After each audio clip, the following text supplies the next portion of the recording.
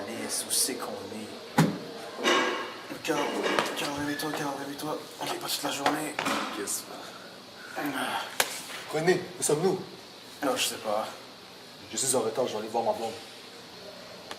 Comment ça, tu vas aller voir ta blonde? Pourquoi t'es soumis comme ça? Yo, les femmes, c'est comme même... Les femmes, c'est genre même pas rationnel. C'est pas comme nous, les hommes, là. De quoi tu parles? Il n'est pas question. Je l'aime. Yo, tu perds ton temps avec elles anyways, man. Les femmes, ça bloque l'activité philosophique, là. C'est pas comme si elles avaient de la raison comme nous, les hommes. Tu parles bien non de caca. Même les idées de Nietzsche ont plus de raison que les tiennes. Quoi? Nietzsche, ta mère? Pense-y bien. Tout ce que tu fais dans ta vie, c'est de douter. Ta vie est un doute. Comment tu fais pour t'amuser? Hein? Qu'est-ce que tu racontes? Vas-y, explique-toi. Rien n'est certain pour toi. Tout ce que tu as devant toi, tu le remets en doute constamment. La seule chose dont tu en es certain, c'est le fait d'être si l'on doute. Et selon toi, si l'on doute, on pense. Et si l'on pense, on est. Donc, tout ce que tu fais dans ta vie, c'est de douter. Et pour prouver ton existence, tu ne fais que douter. J'en suis certain que tu ne trouveras pas d'autres certitudes dans le monde. Je pense que c'est toi qui devrais mieux y penser. Notre corps n'est qu'une image mentale. Notre relation avec celui-ci est similaire qu'avec les objets extérieurs. Le corps ne fait pas partie de notre identité. Puis selon moi, notre pensée est la seule chose dont je suis certain de l'existence. Selon moi, tu vis croche car tu penses croche. Et je ne vais même pas prendre la peine de parler de l'existence de Dieu.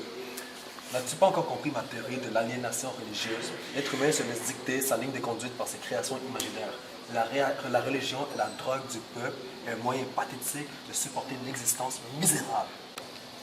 Tu sais c'est quoi ton problème, Carl? Tu penses que tu as toujours raison. Mais je pense que tu ne considères pas tous les aspects du jeu, OK? D'abord, il faut différencier, OK? Il y a deux réalités.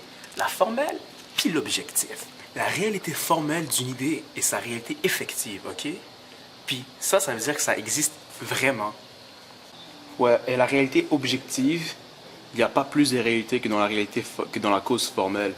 Et cette première preuve suit donc l'examen des idées qui sont en moi. Dans toutes ces idées, je trouve celle d'un être absolument infini, possédant toutes les perfections. Et ça, c'est Dieu. Puis tu sais, moi, je suis un être fini, OK? Donc physiquement, c'est impossible que c'est moi qui ai mis cette idée-là dans la tête.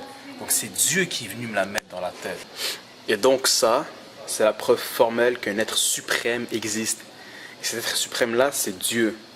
L'argument est donc que moi, je suis un être fini, mais je ne peux pas être à l'origine d'une idée infinie. C'est Dieu qui me l'a mis. Hey, mon cher René, je pense que tu dois faire un peu plus d'efforts pour essayer de me convaincre. Continue ton histoire. D'accord, écoute-moi bien, mon petit Carl. Donc, ma deuxième preuve n'invoque pas la cause de mes idées, mais celle de mon moi lui-même. C'est-à-dire que je suis à la recherche de... C'est-à-dire que c'est la recherche de l'auteur de mon être. Mais puisque, après avoir examiné plusieurs possibilités, j'arrive à la conclusion que seul Dieu peut être à l'origine de la création de mon être, or, il faut nécessairement conclure que de cela que seul j'existe et que l'idée d'un être souverainement parfait, elle est en moi. Donc, l'existence de Dieu est démontrée. Je commence à mieux comprendre René. Mais ne crois-tu pas que tes théories sont un peu exagérées? Dieu fait-il vraiment tout? N'avons-nous pas un mot à dire à tout ce qui a été accompli? Ben yo, Carl, c'est Dieu qui a tout créé, là. René, je tiens à ce que tu saches que plusieurs travails ont été créés par nous-mêmes.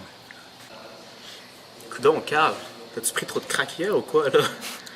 Je pense que celui de ton cerveau c'est un petit peu endommagé, là.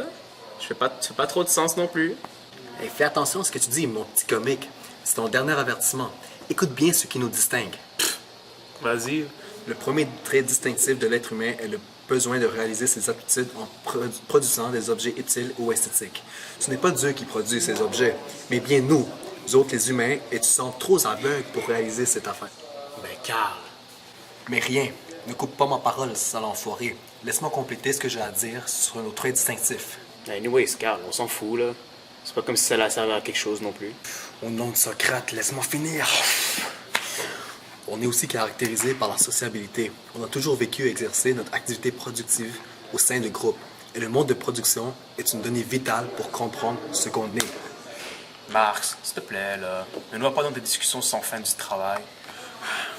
Ne sous-estime pas la réalité, René. On vit tous sur ma théorie de l'aliénation du travail, que ça te plaît ou pas. La force du travail est devenue une marchandise. La division du travail nous confine dans une tâche monotone. On doit renoncer à développer l'ensemble de nos attitudes. On n'a plus aucune maîtrise de ce que l'on fait.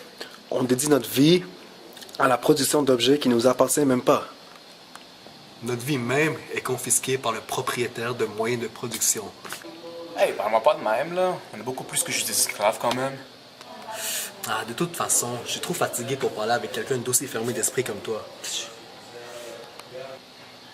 Ouais, hein? De quoi on parlait, nous? Pourquoi on est en train de se disputer comme ça? Bon, on se refait tout ça comme hier? Oh, attends, oui, t'allais pas voir ta blonde, toi? Oh mon Dieu, t'as raison. Qu'est-ce que j'ai fait?